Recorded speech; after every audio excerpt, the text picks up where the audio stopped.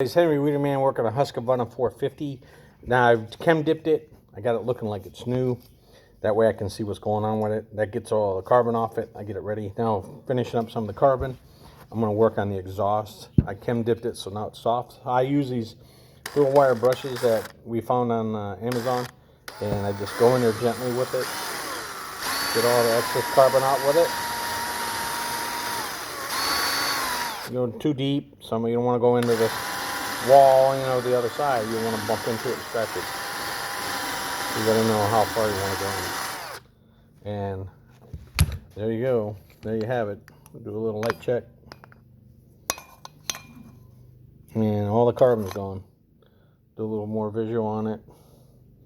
Yeah, it's all broke free. So then I'll use my carb or brake cleaner. Either one. You don't have to. Some people are specific on that.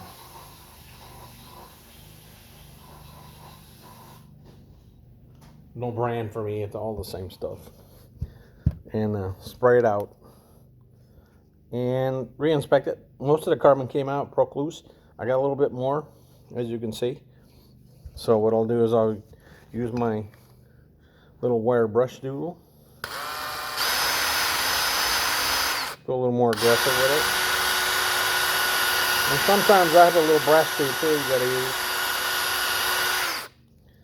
You want to get all that out of there, because that's what builds up, falls off, and goes onto the cylinder.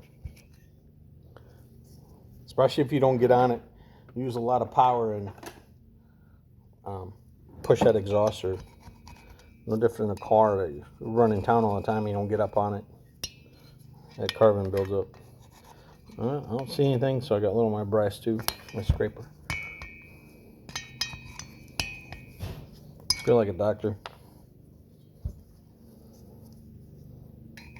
Okay, it's clean. So if you clean it up right, then that way it can breathe, and that way it won't overheat. And then and then when I go to leak test it, I can leak test it better because I don't have all this goo on it. So take the little extra time. Otherwise it'll come back to you. I've had them come back. Try not to make a mistake.